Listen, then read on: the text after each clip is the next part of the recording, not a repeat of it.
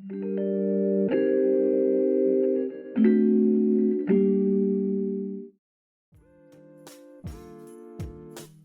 ¿qué tal? Bienvenidos a Historias del Subtexto. Hoy vamos a hablar de un libro peculiar, me parece que lo podemos definir como microficción o relato breve o relato brevísimo, que es La Sueñera de Ana María Shua, y para esto me acompañan aquí Dorian y Joana del Grito del Vencejo. Hola, ¿qué tal, chicos? ¿Qué tal, Cristian? ¿Cómo estás? Mucho gusto estar aquí en tu programa. Gracias por la invitación, Cristian. Bastante emocionada de estar también aquí. Bueno, y antes de comenzar, quiero hacer la aclaración del caso, como siempre se hace en La Conversa. La Conversa no busca tener una idea de análisis profundo, técnico, sino es una conversación entre amigos en la cual han leído un libro y van a comentar las cosas que les gustaron o no. Tal vez hay otros espacios para el tema técnico, pero aquí no lo es, así que es una conversación entre amigos. Eso, como siempre, en la aclaración de este segmento. Y antes de comenzar, vamos a dar algunos tips de La Soñera y también de Ana María Shua. Ana María Shua nació en 1951 en Buenos Aires, Argentina.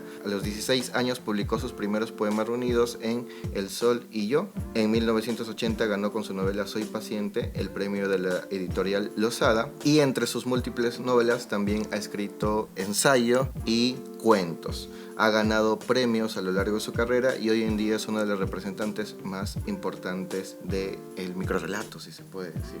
Igual ahí me dirán mis invitados si se le puede decir microrrelato, minificción. Y por el lado del libro La Sueñera, fue publicado en 1984, ha cumplido ya 40 años de publicación y el libro consta de pequeños microrrelatos y su variedad está entre temas fantásticos, entre temas realistas y tienen una línea en común que es la idea de los sueños de sus personajes o de su personaje principal.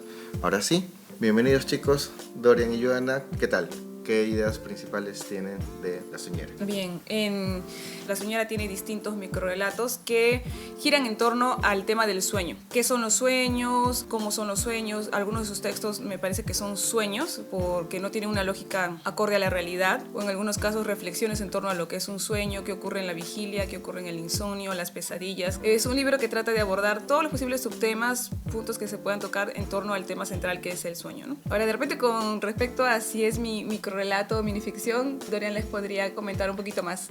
En realidad, el nombre del género es el de microrrelato. Es el término más utilizado por los estudiosos, tanto aquí en nuestro país como en el extranjero, aunque eso no significa que otros términos no se utilicen en el extranjero. O sea, todavía se siguen utilizando los términos de cuento brevísimo, el término de microficción, por ejemplo, también se sigue utilizando. Pero también allí hay que recordar, por ejemplo, es una clasificación que todavía goza de vigencia. La diferencia que establece David Lagmanovich, él reserva el término de minificción para referirnos a todos los textos literarios brevísimos. Entonces, por ejemplo, un haiku también es minificción. Grafitis de corte artístico también serían minificción. Y estos textos literarios brevísimos, narrativos y en prosa serían microrrelatos, o tienen el nombre específico de microrrelatos. Entonces no habría ningún problema con considerar a todos estos textos como microrrelatos y seguir hablando de microrrelatos. Incluso tenemos aquí el concurso con el bibliotecuento, se habla de microrrelatos. ¿Y los aforismos dónde estarían encajados? Los aforismos también entran en el universo de la minificción. Dentro de la minificción son textos reflexivos, filosóficos, que están enmarcados, o sea, adentro también, ¿no? En este caso, para darnos una idea general, la idea de microrrelato tendría que cumplir con esta idea de una estructura con un final sorprendente, con una idea clásica también del cuento. Básicamente lo que se utiliza para definir es el elemento de la narratividad, ¿no? O sea, que es contar una historia, que por ejemplo un aforismo no lo tiene. En un aforismo no hay una historia, un haiku tampoco es una historia. En cambio, en microrrelatos sí es una historia, y es una historia bastante breve, una historia brevísima. Entonces, esos son los rasgos que se utilizan para definir el microrrelato, para poder delimitarlo y diferenciarlo del cuento, por ejemplo, ¿no? De un cuento breve o de un cuento de una mayor extensión. Ana María Shua comentaba de que al escribir La Sueñera no tenía la idea exacta de escribir microrrelato porque en esos años no se tenía un concepto como ahora, ¿no? ¿Piensan que la idea de microrrelato está puesta aquí o simplemente es el tema de extensión? Recuerdo en algunas entrevistas que Ana María Shua comentaba que después de escribir su poemario, ¿no?, de los 16 años, llegó a conocer una revista que se llama Cuento, en la que, aparte de los cuentos, había una sección dedicada a relatos breves. Entonces ella leyó y se familiarizó con ese tipo de narraciones y le fascinó la síntesis con la que podían narrar. Y también comenta que como parte de sus lecturas, ella había leído cuentos breves de Cortázar, de Bioy Casares, de Borges. Entonces tenía la estructura, al menos, quizá no con la terminología que ahora se tiene, ¿no? Ya tenía más o menos nociones de cómo era y le fascinó. Cómo se podía escribir tanto en pocas palabras. Le fascinaba a estas historias es que se podía llegar a una historia que te deja pensando mucho en pocas palabras. Claro, o sea, hay una conciencia, digamos, para responder en síntesis la pregunta, o sea, y concluyendo lo que ha mencionado Joana, hay una conciencia, ella sabe que ha estado escribiendo microrrelatos, de repente no usando el término, pero sí hay una conciencia de textos narrativos brevísimos. A mí me interesa mucho lo que es la historia del género a nivel de microrrelato, porque tal vez hoy en día no se lee tanto esto y tal vez no es porque sea de carácter menor a nivel estilístico, porque yo a veces creo que la elaboración de este microrrelato lleva más tiempo, lleva más trabajo, porque cada palabra es decisiva, siendo ya el cuento un espacio complejo, aquí aún más. Entonces, no sé si podemos ver una corriente, por lo menos en español, con Monterroso, con Arriola, no sé con qué escritores podríamos recomendar. Claro, has mencionado a Juan José Arriola, por ejemplo, que se suele colocar en el periodo inicial del microrrelato en español. También podemos mencionar allí a Julio Torri, que son estos escritores que están experimentando, que están llegando a estas formas narrativas brevísimas. Más adelante podemos mencionar a Virgilio Piñeira, a José Antonio Ramos Sucre, también experimentan casi todos estos autores vinculados o con el modernismo o con las vanguardias. Augusto Monterroso, Marco de Nevi, Borges, que ya mencionaron. Cortázar tiene varios cuentos. También, por ejemplo. Con Instrucciones para llorar, son breves. O sea, ahí también me surgiría la duda, ¿no? Teniendo la idea de que el microrrelato tiene que tener una concepción lógica. El aforismo, que por ejemplo en Julio Ramón Ribeiro practicaba el aforismo. Hay momentos en que un aforismo está entre la línea de aforismo y microrrelato. O no sé. Claro, es posible encontrar tanto en él como en otros autores textos así, Sí. ¿no? Y esto es parte justamente de la experimentación, de la necesidad del autor de comunicarse de determinada manera. Yo ahí tenía una idea general del tema del microrrelato, pero para entrar un poco a Ana María Shua, o volver a Ana María Shua, estos microrrelatos, ¿creen ustedes que son la base de como la consolidación de la representante, una de las más importantes del microrrelato, en español por lo menos? Claro, es que Ana María Shua ha sido una de las autoras más dedicadas al género del microrrelato. Ella tiene varios libros, creo que son entre 5 y 7 libros, creo que tiene en total dedicados solamente al microrrelato, quizás un poco más. Algo bastante característico de ella es que ella trabaja, que se conoce como series narrativas, o sea, en un mismo libro tú encuentras microrrelatos que tienen algo así como un aire de familia. Hay un conjunto de características que estos textos trabajan. Por ejemplo, aquí en La Señora está la idea del sueño. Entonces tú tienes microrrelatos que o tratan del sueño, o son sueños, o están escritos como si tuviesen la lógica del sueño. Tienes textos en los que el sueño y la vigilia están mezclados. Tienes textos donde encontramos la zona intermedio, que es el insomnio, por ejemplo, que también está planteado. Hay una serie de recursos que también se comparten, que bueno, más adelante vamos a hablar sobre ellos, pero se está trabajando esos textos con ese aire de familia que han también identificado los estudiosos. Fenómenos de circo, por ejemplo, se trabaja la idea del circo. Vamos a encontrar una gran cantidad de personajes relacionados con el circo clásico. Entonces hay ese trabajo en ella. Es un trabajo muy meticuloso el que tiene Ana María Shua con respecto al microrrelato. Recuerdo algo que interesante de ella, que decía que buscaba evitar el autoplagio. Entonces caemos al escribir mucho, nosotros mismos nos podemos encasillar o terminamos escribiendo cosas muy similares. Creo que mencionaba también cuando iba escribiendo La Soñera y quería avanzar más, quería hacer 100 microrelatos o más, y luego iba notando que algunos ya son muy, muy similares, se parecen, entonces como que era el momento de parar. Busca que pase un buen tiempo, unos 3, 4, hasta 5 años, en los que ella siente que ya es otra, ya es distinta, para que lo que escriba también sea distinto, para que se pueda renovar. Entonces busca también esa variedad. Y bueno, así como en La Soñera, ¿no? Y en el que mencionó Dorian, sus libros trata de explotar la temática general del libro, explotarla de distintas maneras, ¿no? Ser muy, muy variada. Sí, porque viendo un poco los años de publicación, tiene esta idea que tú dices, ¿no? De 4 o 5 años después, y las temáticas no se repiten. La Soñera, la casa de geishas, Botánica del Caos, Temporada de Fantasmas, ¿no? O lo que mencionaba, ¿no? Fenómenos de circo, ¿no? Las temáticas son diferentes. Igual yo siento que el estilo sí puede ser diferenciado.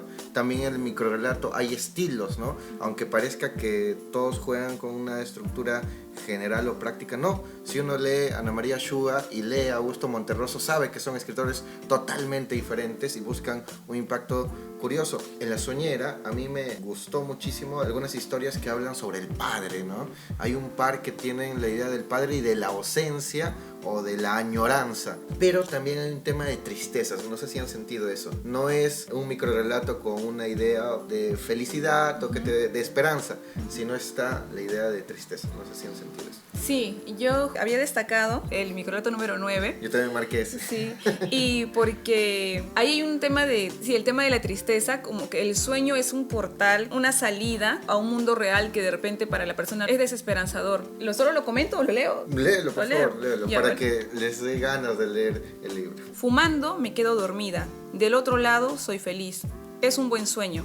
El cigarrillo cae sobre la alfombra y la enciende. La alfombra enciende la cortina enciende la colcha enciende las sábanas. De la casa queda solo un montón de cenizas. Del otro lado, sigo siendo feliz. Ya nadie puede obligarme a despertar. Ahí no me dejó bastante eso que me mencionas de la tristeza. El mundo real se está disolviendo, se está deshaciendo, se está haciendo cenizas.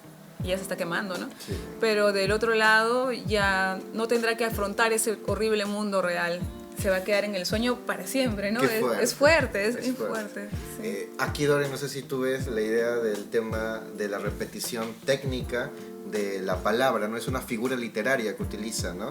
La repetición de la primera palabra, la cortina, la colcha, la alfombra. Entonces hay un tema de repetición que hace que el ritmo también del microrelato esté más marcado.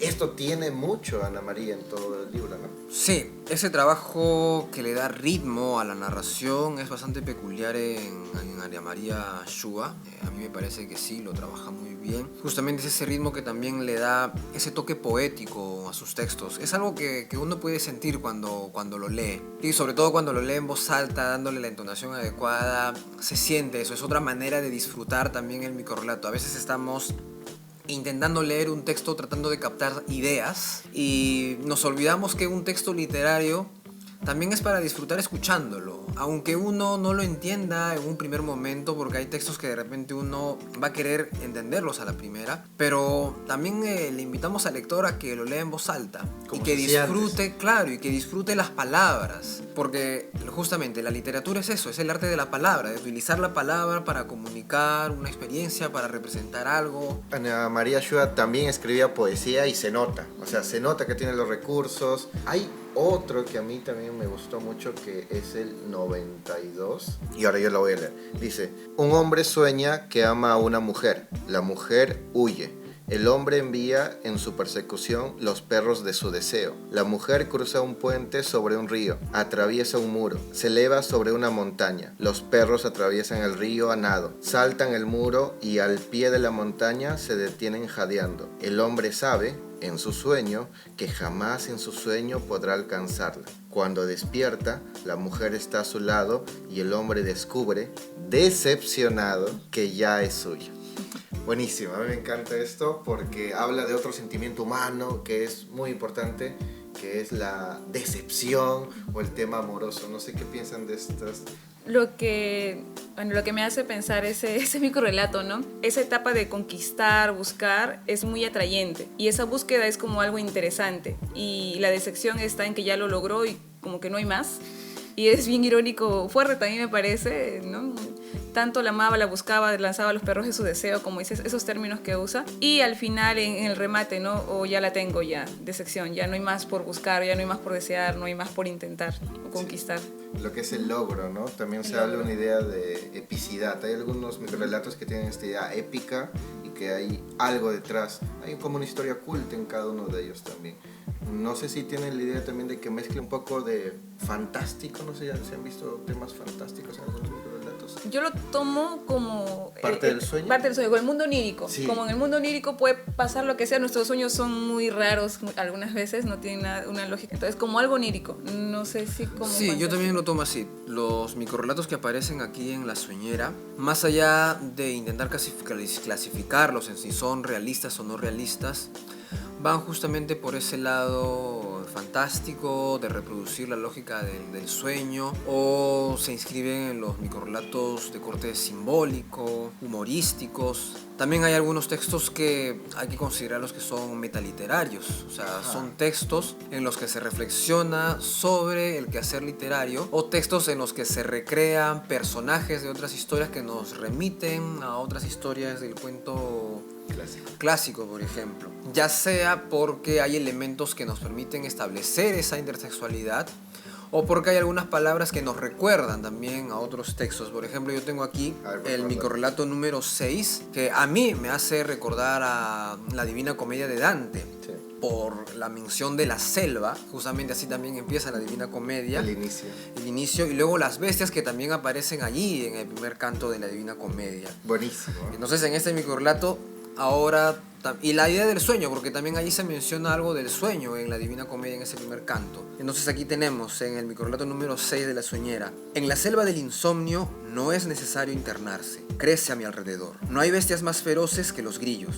En un claro creo divisar el sueño. Me acerco lentamente, acallando, para no despertarlo, el rumor de mis pasos. Sin embargo, cuando recojo la red, está vacía. Para volver a encontrar la pista, tengo muchos recursos: enumerar los árboles del bosque, olvidarlos, concentrarme en el curso de las aguas de un río, tomar café con leche, varias tazas, recordar hacia atrás o hacia adelante. Entre tanto, por un momento me distraigo y el sueño se arroja sobre mí. Me duermo tan feliz que no recuerdo ya quién era el cazador y quién la presa. Qué bueno eso, ¿no? A mí me recuerda mucho ese inicio de la Divina Comedia y también esta idea de la épica. Porque claro, toda la Divina Comedia tiene esta idea de la épica, de la búsqueda, ¿no? Claro, y acá se suma la idea de la identidad, ¿no? La pregunta por la identidad que aparece hacia el final. Ahora, habría que aclarar para los que nos están escuchando de que no va exactamente de un tema definido, o sea, como son los sueños, sino que toca este tema de la épica a nivel de textos conocidos, toca el tema de, por ejemplo, el que yo leí de las relaciones de pareja, el tema del padre, y así va variando. No es de que tiene una línea igual, ¿verdad? Es muy variado, o sea... Claro, sí, porque uno podría pensar de que en todo lo que estamos leyendo es puro sueño. Exactamente. Y no es así. O sea, hay textos en los que sí, hay personajes que sueñan, nos vamos a encontrar con que estamos dentro del sueño, o el sueño también puede ser el símbolo de algo más. O sea, se utiliza la palabra sueño, pero hay algo más allí en ese microrrelato. Y también hay que tener en cuenta las otras variantes que implica el sueño. Por ejemplo, el hecho de encontrarse en la vigilia y que de repente aparezca algo que rompe la lógica de la vigilia, ¿no? Como algo onírico, algo como lo que hacían los surrealistas, por ejemplo. No es que el surrealismo hablara siempre de los sueños, lo que hacían era reproducir la lógica del sueño para crear obras literarias. Entonces eso también podemos encontrar acá. Y para entender la realidad. Exactamente. Entonces es lo mismo que sucede aquí. No es que todo sea sueño, personajes soñando, ¿no? Sí. Hay que tener muy en cuenta eso, y es justamente otro de los méritos del libro para no caer en la monotonía, porque no hay eso en el libro. Vamos a encontrar efectivamente variedad aquí. Además de esos temas, también había visto como recurrente el tema de la rebelión de los objetos. Veía en varios de los textos. Los objetos se rebelan contra la persona que las usa, o la ahorcan o la asustan. Recuerdo uno, creo que es el 16. En la oscuridad confundo un montón de ropa sobre una silla con un animal informe que se apresta a devorarme. Cuando prendo la luz me tranquilizo, pero ya estoy desvelada. Lamentablemente, ni siquiera puedo leer. con la camisa celeste clavándome los dientes en el cuello, me resulta imposible concentrarme.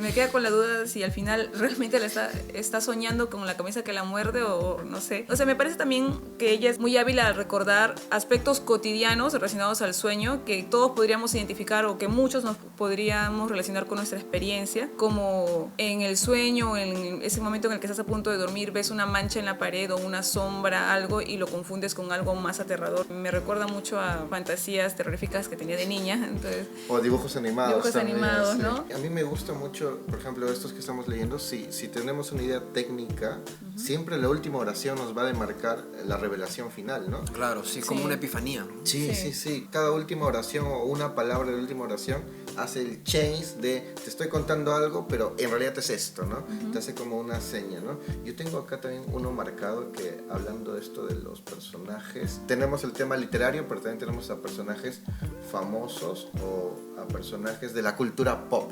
Yo, por ejemplo, el 70 lo marqué porque me gustó mucho, que es directo y tiene este toque de humor también, que también tiene Ana María Schubert. Dice así: 70. Con una mueca feroz, chorreando sangre y baba, el hombre lobo separa las mandíbulas y desnuda los colmillos amarillos. Un curioso zumbido perfora el aire. El hombre lobo tiene miedo. El dentista también. Qué bueno es eso. Me gustan mucho las tres últimas palabras porque estás leyendo algo y te cambia los papeles, ¿no? Claro, en ese momento te descubres que el hombre lobo se encuentra en otra situación. Se juega también con esa idea del miedo del dentista. Ahora, si uno tiene esa idea del hombre lobo, pues como ese sujeto feroz que de repente no le teme a nada, acá se encuentra en una situación donde es vulnerable, ¿no? Donde el feroz vendría a ser pues el dentista, ¿no? ¿Quién no le Entonces, hay ironía ahí también. Bastante ironía. Sí, justo comparando el microrelato con un cuento, también algo que mencionaba, bueno, hablando de la misma autora, ¿no? Como para que nos ayude a veces a entender ese tipo de textos, mencionaba que, a diferencia de una novela en cuanto a lectura, en la novela puede que te pases un párrafo o leas unas páginas sin haber prestado mucha atención, pero es tan largo que conforme vas leyendo puedes que llenes los vacíos que te perdiste en algún momento. En cambio, en el microrelato hay que leerlos pues con mucha precisión porque cada palabra es clave, es muy breve y no puedes perderte ningún detalle. Y puede ser que justo en esas tres últimas palabras, como dijiste, ahí está el cierre, ¿no? Hay palabras que son claves y tienes que leerlo con mucha atención. Claro, y justamente lo que están comentando ustedes dos, o sea, para fijarnos en las palabras y también ese hecho de jugar con los personajes conocidos, también tenemos el microrelato número 21, que dice así: con petiverias, pervincas y espicanardos me entretengo en el bosque. Las petiverias son olorosas, las pervincas son azules, los espicanardos parecen valeriana. Pero pasan las horas y el lobo no viene. ¿Qué tendrá mi abuelita que a mí me falte? O sea, fijémonos en esas tres palabras: petiverias, pervincas y espicanardos, que no forman parte de nuestro registro popular. Pero para Caperucita sí, o sea, la referencia a Caperucita es evidente. Hay tres palabras ahí que nos ayudan: bosque, lobo y abuelita. Y ahí también tenemos ese rasgo que se ha mencionado del microrelato, el uso de personajes conocidos, ¿no? Lo metaliterario. Y tres palabras que nos remiten a un cuento, suficientes para reconstruir la historia, para recordar esa historia que todos conocemos. Y luego, petiverias, pervincas y espicanardos. Eso también nos agrega algo más de quién es Caperucita en este cuento. Porque no se trata tampoco de que se toma el personaje de una historia y se lo reproduce tal cual es. No estaría sumando nada. Claro, exactamente. Acá hay una transformación. Este personaje de Caperucita sabe que son petiverias, pervincas y espicanardos. Forma parte de su bagaje, del bagaje de esta Caperucita. Entonces eso ya nos permite a nosotros también interpretar qué clase de Caperucita tenemos aquí. Y al final también se agrega algo más con esa pregunta que nos revela pues que no es una Caperucita inocente. Acá hay algo de malicia y hay algo más también, ¿no? ¿Qué tiene mi abuelita que a mí me falte? Como siempre se ha sospechado de ese cuento, claro, ¿verdad? Que ese cuento siempre se ha sospechado de que no es nada inocente, sí, ¿no? pues que por la forma en la que pregunta, desobedece, quiere ir por el camino equivocado, le hace caso al desconocido, como que hay una malicia, una astucia y una malicia. A mí lo que me retrae este 21 es algo más que me vuela la cabeza a nivel de ejecución, que es como decía Dorian: petiverias, pervincas y espicanardos tienen un sonido. O sea, está construido de una manera, aparte de estar colocadas así, una detrás de otra, genera un sonido que viene del tema poético. Claro. Y que uno dice, bueno, esto se escribe en 5 minutos y ya está. No, pero sí. no es así, ¿verdad? No. ¿Algún cuento más, algún microrelato que quieran recomendar, chicos? Para ir cerrando ya. Bueno, a mí me gustaría mencionar un par.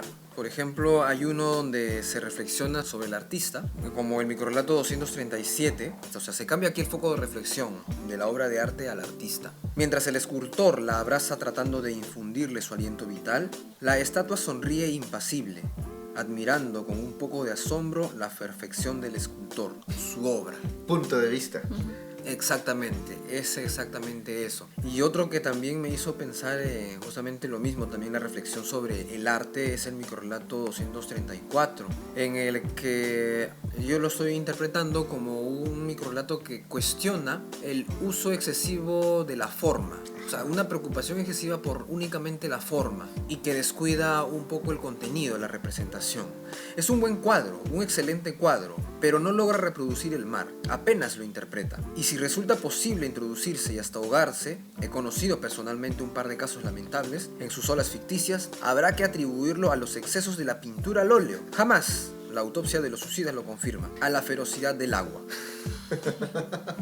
La simpleza versus la complejidad. Exactamente. Ahora, desde otra perspectiva también uno podría ponerse a pensar, ¿quién está enunciando este microrelato, ¿no? ¿Quién es el narrador? Porque eso también cambiaría la interpretación que tenemos del cuento. Podríamos pensar que se trata de un crítico de arte.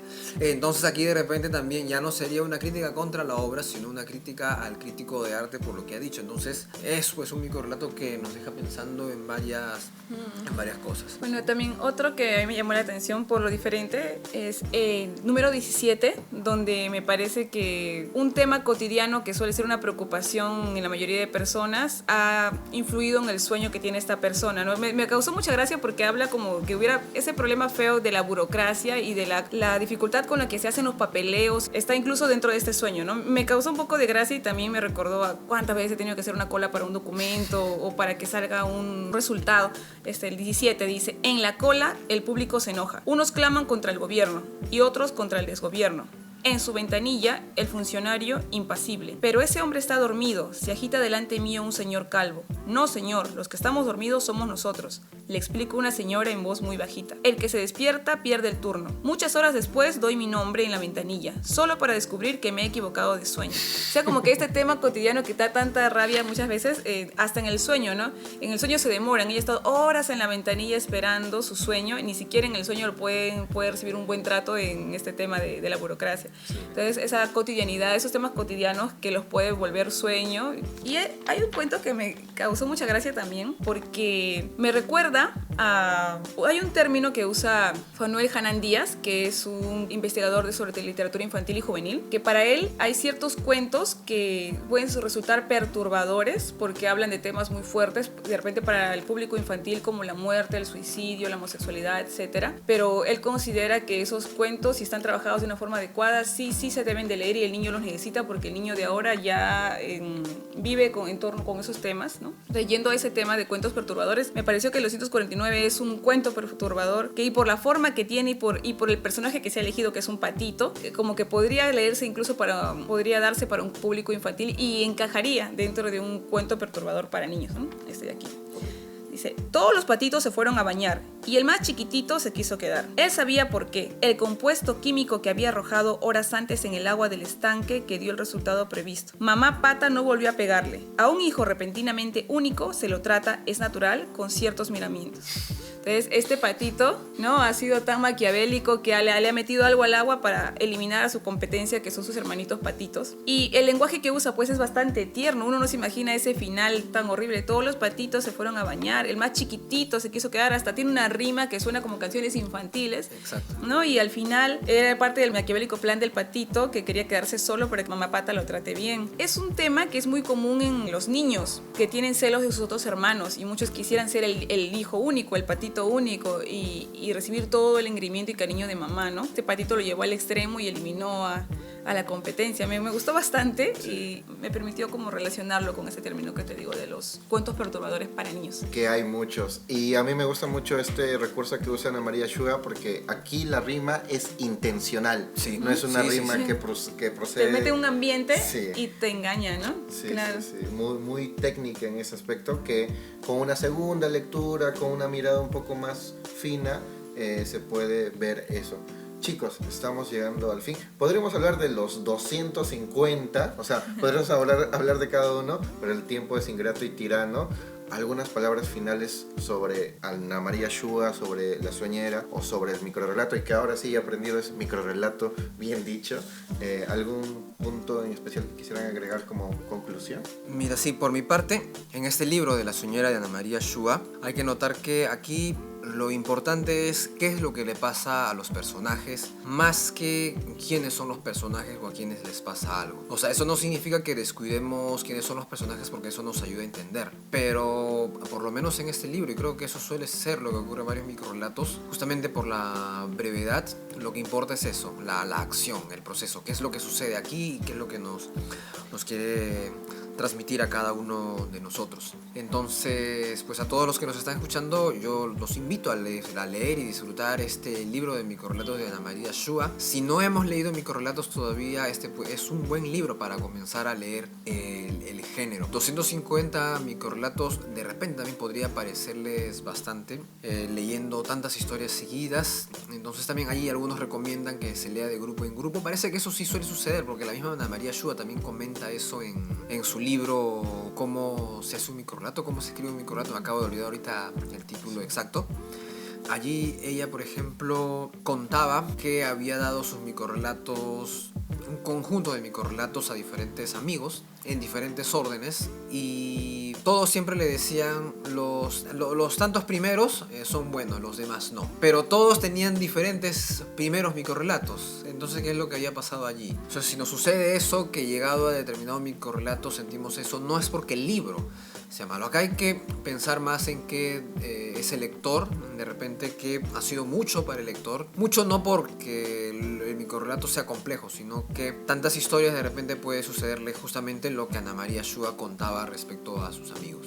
Por mi parte, recomiendo este libro no solo como para disfrutarlo como lectores, sino también me parece que es una buena guía para los que quieren escribir microrrelatos, porque ella tiene, bueno, muchos aspectos logrados, y algo que recordaba cuando escuchaba charlas sobre los que hablan de microrrelato, ¿no? Que en el microrrelato se ha caído mucho en la repetición en cuanto al estilo, que en muchos de los microrrelatos caen sobre la comicidad, la ironía y el remate gracioso. Eso se ha vuelto como una constante, pero leyendo este libro puedes ver conforme vas avanzando, y concuerdo con Dorian que es bueno leerlo de a pocos, como para poder disfrutarlo más, que el cansancio no nos impida verlo, todos los aspectos logrados. Este es un libro que tiene muchos tonos. Como habíamos comentado al inicio de la conversación, hay tonos tristes en cuanto a la pérdida, en cuanto a la desilusión, el sueño como escape de la realidad. Otra forma de contar con respecto al sueño para hablar de otros temas de la cotidianidad, sobre personajes épicos, sobre personajes clásicos.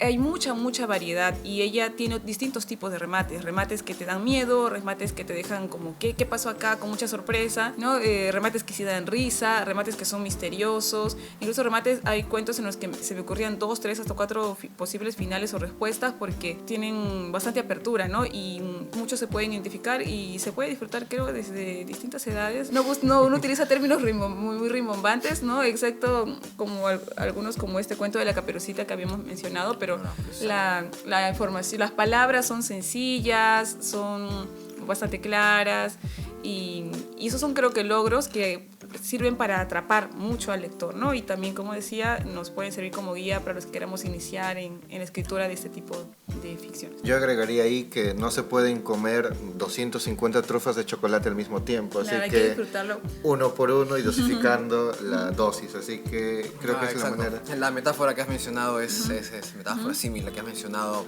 es bien oportuno. Sí, porque te engolosinas y no te da momento de disfrutar cada uno. Entonces, si pueden leerlo de poco en poco, está genial. Chicos, muchas gracias por su tiempo. Por favor, quisiera que inviten a la gente a que lo sigan primero en sus redes, en El Grito del Vencejo. Y aparte, ustedes tienen un club de lectura por el cual yo los he conocido. Y yo agradezco que en ese club hayamos leído a Ana María Shua, La Sueñera, porque a partir dije, ok, me encanta mucho esto. No puedo escribirlo, ya soy consciente que no puedo escribir microrelatos, es muy difícil, pero que sí me gusta el género. Y me gustaría que sea más leído, porque sí, mi interés es de que este tipo de literatura no esté como a un costado dentro de los grandes libros de novela que se vende mucho, ¿no? Me gustaría que el género también sea más conocido y también por eso los invité a participar. Por favor, ¿dónde los pueden encontrar? Sus redes, Instagram, TikTok también tienen. Sí. Así que, por favor. Sí, tenemos nuestra página de Instagram que se llama El Grito del Vencejo, también está en Facebook. En el caso de nuestro club de lectura se llama Club de Lectura Albatros, lo tenemos en Instagram, tenemos una cuenta también llamada Una Pareja Lectora en TikTok, donde en estas promocionamos nuestras actividades literarias y subimos un poco de humor literario también.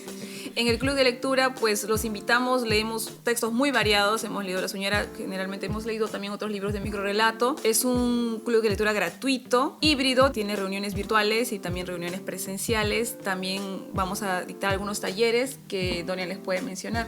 En el Club de Lectura Albatros vamos a tener una reunión justo el primer sábado de mayo, el 4 de mayo, dedicada a Montacerdos de Cromwell Jara. Y el siguiente mes, en junio, vamos a conversar sobre la novela Alfaro de Virginia Woolf. Novelón, ¿eh? Sí, Novelón. sí. Entonces ya los miembros del club de lectura ya están también avanzando con la novela de Virginia Woolf, justamente. Entonces, como Montacerdos es breve, entonces ahora tienen también tiempo suficiente para poder leer la novela de Virginia Woolf. Y también tengo un taller que estás comentando. Sí, justamente el día de ayer tuvimos un taller dedicado a la literatura, a qué es la literatura. Allí conversamos, básicamente nos centramos en qué son los estudios literarios, a tratar de conocer un poco esta carrera, ¿no? ¿Qué es la historia? ¿Quién es el literato? ¿Qué se hace en la crítica? ¿Qué es un estudio literario? Y tuvimos una dinámica también allí de reconocimiento de fragmentos con los participantes. De acá en unos meses vamos a tener otro taller también, ya estaremos informando sobre eso en nuestras redes sociales. ¿Y sus redes personales, chicos, también por si alguien los quiere seguir? Sí, en mi caso es dorianrodas.lima. También allí a veces subo alguna información sobre literatura o sobre las actividades que desarrollo. Por ejemplo, hace unas semanas dicté un taller sobre escritura de microrelatos en la Casa de la Literatura Peruana. Y también igual estoy tratando de desarrollar, preparando otros proyectos también relacionados con el microrelato, que ya cuando esté listo lo informaré por allí también. Hay una convocatoria, ¿verdad? Para una edición de Sí, microrelato. cierto. Por favor. Yo también... Quiero participar, pero no me animo todavía. Sí, cierto, es verdad. Yo también, aparte, dirijo la revista Plesiosaurio, que es una revista que se dedica a la difusión del microrelato, no solo textos de creación, sino también estudios de microrelato. Y actualmente nos encontramos en convocatoria. Entonces, esa información también pueden acceder desde mi Instagram personal y también desde la página de la revista Plesiosaurio, que es revistaplesiosaurio.wordpress.com. ¿Y tu perfil personal? Ya. Bueno, mi Instagram se llama El Librero de Joana y ahí subo reseñas de obras que estoy leyendo, algunas noticias en torno al ámbito literario también. Sobre todo me suelo centrar en literatura infantil y juvenil, pero también incluyo textos para público en general. Así que también espero que lo puedan visitar. Chicos, ha sido uno de los episodios más largos, pero ha valido la pena. Me ha gustado conversar de algunos de estos 250 microrelatos. ¿Qué tal se han sentido? ¿Se han sentido cómodos? Esa es la pregunta que hago para saber si he hecho bien mi trabajo como moderador. ¿Se han sentido cómodos? Sí, bastante cómodo. Muy ameno, de verdad. Bastante ameno. Sí. Y también son como ironías, ¿no? Es un género brevísimo que da para hablar bastante. Sí, eso me parece interesante. Sí. Da para hablar más que una novela enorme, ¿no? Te quedas con muchas cosas en el tintero. Chicos, muchas gracias y con ustedes será hasta la próxima. Nos vemos. Chao.